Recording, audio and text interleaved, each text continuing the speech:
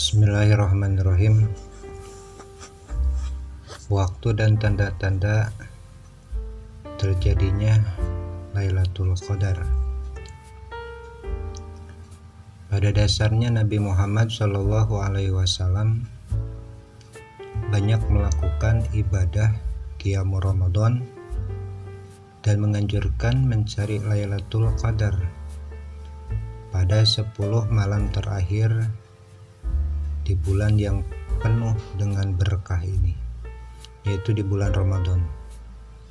Walaupun hakikatnya tidak ada yang mengetahui secara pasti kapan terjadinya Lailatul Qadar, kecuali hanya Allah semata.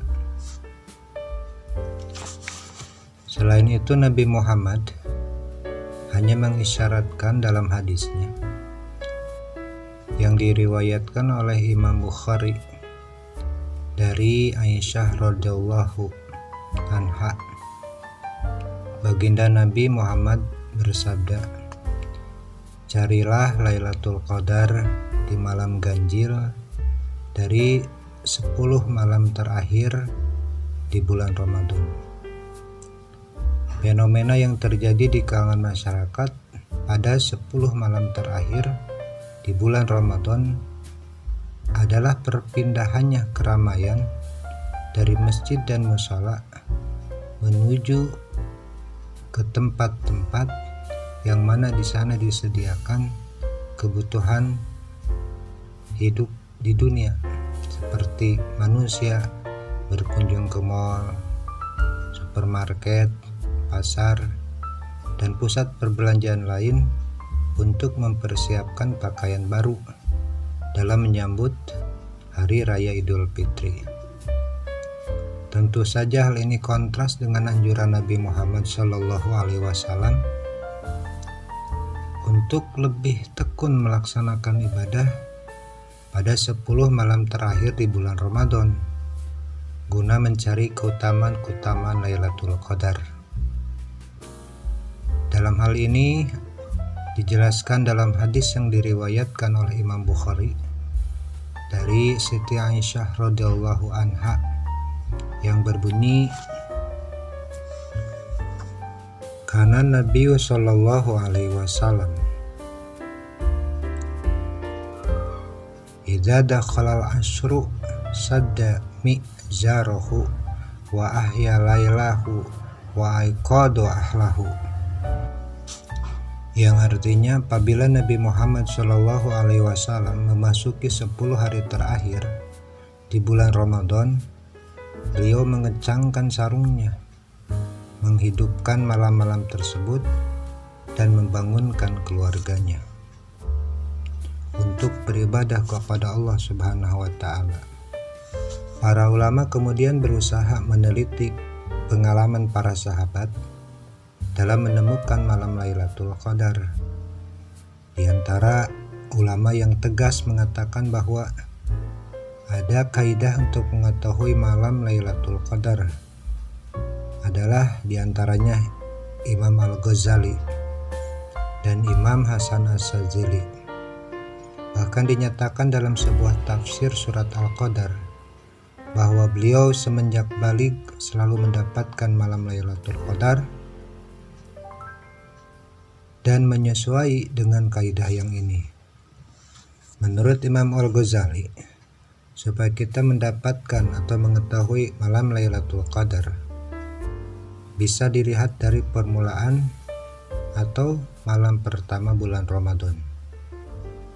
Pertama, jika hari pertama jatuh pada malam Ahad atau Rabu, maka Lailatul Qadar jatuh pada tanggal 29 Ramadan.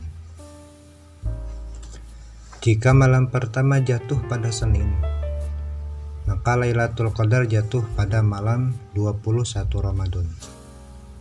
Jika malam pertama jatuh pada hari Kamis, maka Lailatul Qadar jatuh pada tanggal 25 Ramadan.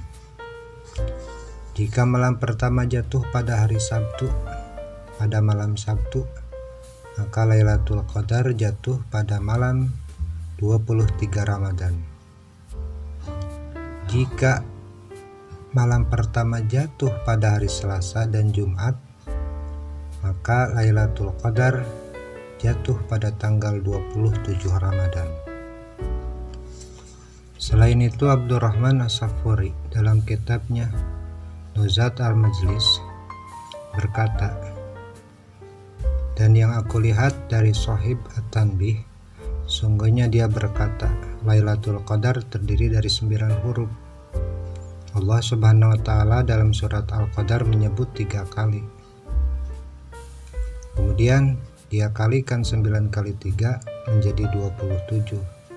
Ini menunjukkan, kata beliau, bahwa malam Lailatul Qadar jatuh pada tanggal 27 Ramadan. Pendapat ini adalah pendapat yang dikatakan oleh sahabat Ibnu Abbas. Dalam hal ini Rasulullah memberi tanda-tanda datangnya Lailatul Qadar. Di antaranya, udara dan angin sekitar terasa tenang.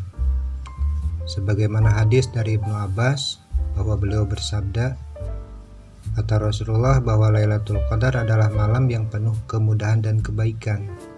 Cuaca cerah, tidak terlalu panas, juga tidak terlalu dingin. Pada pagi hari matahari bersinar begitu cerah dan nampak kemerah-merahan. Begitulah Rasulullah dan para ulama memberikan gambaran tentang malam yang lebih baik dari 1000 bulan ini. Tinggal kemauan dan usaha keras kita untuk menggapainya. Dengan meningkatkan ibadah kepada Allah, menyiapkan kebutuhan untuk lebaran tidaklah dilarang.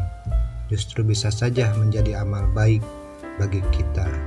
Namun perlu dipilah dan porsi yang efektif serta efisien.